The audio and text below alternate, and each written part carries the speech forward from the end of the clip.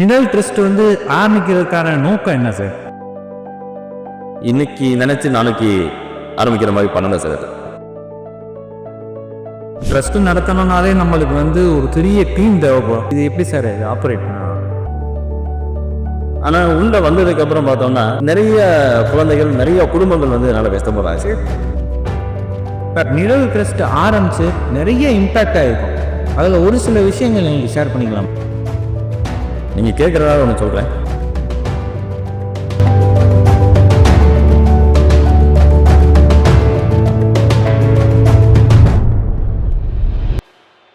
Hi viewers, welcome to business talk show. இன்னைக்கு நம்ம கூட யார் இருக்கானா, நிழல் ட்ரஸ்டோட ஃபவுண்டர் மிஸ்டர் ஜெயமுருகன் இருக்காங்க. Welcome to the show sir. வணக்கம் சார்.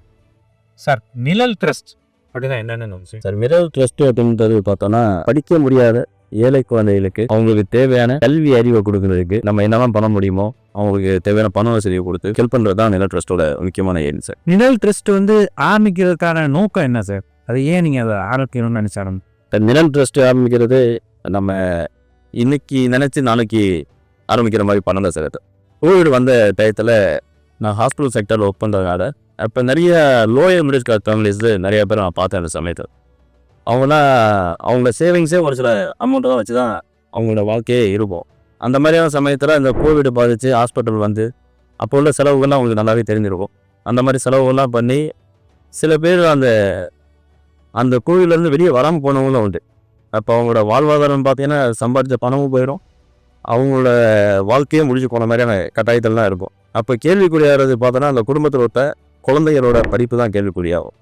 அது நிறைய பேர்த்த என்னோட கண்ணால் பார்த்தாரு. அப்போ அந்த குழந்தையோட கல்வி நிற்கும் போது அவங்களோட வாழ்க்கை பாதியே மாறிடும். படிப்பறிவு இல்லாமல் அவங்களோட வாழ்க்கை ஃபியூச்சர் எல்லாமே மாறிக்கோற மாதிரியான சூழ்நிலை எல்லாத்தையுமே பார்த்தோம். அது அந்த சமயத்துலேருந்தே உங்களுக்கு ஏதாவது பண்ணணுன்ற அப்படிங்கிற எண்ணம் நம்ம மனசில் இருந்துகிட்டே இருந்தது. இது நானும் என்னோட நண்பருங்க சேர்ந்து ரொம்ப நாள் இதை சிந்திச்சு அப்பப்போ நாங்கள் ரிஜிஸ்டர் பண்ணாமல் உதவிகள் பண்ணிக்கிட்டு இருந்தோம். அப்புறம் கொஞ்ச நாளைக்கு அப்புறம் இதை நம்ம ரிஜிஸ்டர் பண்ணி பண்ணணும் அப்படின்னு சொல்லி நானே என்னோடய நண்பர்கள் எல்லாமே சேர்ந்து இதை நிழல் அறக்கட்டளையாக ரிஜிஸ்டர் பண்ணி அதன் மூலியமாக இப்போ நிறையா குழந்தைகளுக்கு அந்த கல்விக்கு உதவி பண்ணிடுறோம். ஒரு ட்ரஸ்ட்டு நடத்தணும்னாலே நம்மளுக்கு ஒரு பெரிய டீம் தேவைப்படும். டீம் மட்டும் இல்லை, நிறைய பேரோட கணக்கு தேவைப்படும். அந்த நிழல் ட்ரஸ்ட் இது எப்படி சார் இது ஆப்ரேட் பண்ணணும்?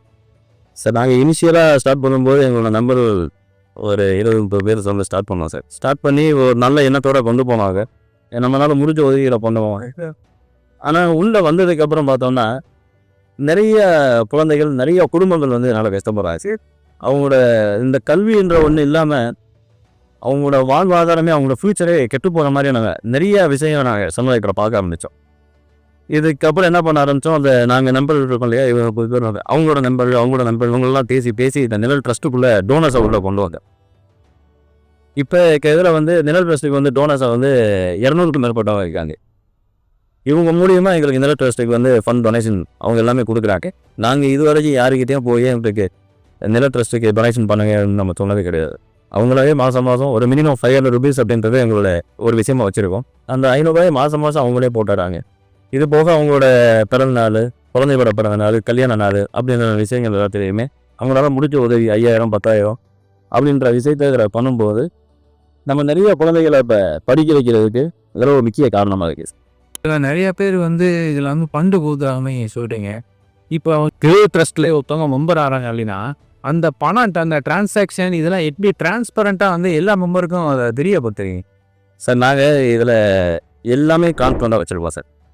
இதை ஆரம்பிக்கும் போது முதல்ல ஒரு ட்ரஸ்ட்டை ரன் பண்ணுறதுக்கு நம்பர் தாங்க ரொம்ப முக்கியம். நான் ட்ரஸ்ட்டு வச்சுருக்கேன், எனக்கு நீங்கள் பணம் கொடுக்கணும்னு நினைக்கிறீங்க, நீங்கள் யார் கேட்டாலும் பணம் கொடுக்க மாட்டோம். இன்றைக்கி எங்கே பார்த்தாலும் ஃபோன் எடுத்தோம்னா நான் இந்த ட்ரஸ்ட் பண்ணுறேன், பணம் கொடுங்க, இந்த மாதிரியான விஷயங்கள் மக்களை சுற்றிக்கிட்டே இருக்கு. யாரையும் நம்பி பணம் கொடுக்க போகிறது இல்லை. எல்லோரும் உதவி பண்ணணுன்ற எண்ணம் இருந்தாலும் இதை யார்கிட்ட கொடுக்கணும், எங்கே போய் சேருது, நம்மளை ஏமாத்துறாங்களான்ற எண்ணத்தில் தான் என்ன மாத்திரம்னு இருக்காங்க. உதவி பண்ணுறதுக்கு எல்லாருமே வெளியாது ஒன்றைக்கு கஷ்டப்படுறவங்கள பார்த்தா ஏதோ ஒரு விஷயத்தில் உணவோ கொடுத்துறதுக்கு துணியோ இதனால் பண்ணுறதுக்கு மக்கள் தயாராக இருக்காங்க. நம்ம ஏமாற்றப்படுவோமோ அப்படின்ற எண்ணத்தில் தான் எல்லாருமே உதவி பண்ண தயங்குறாங்க.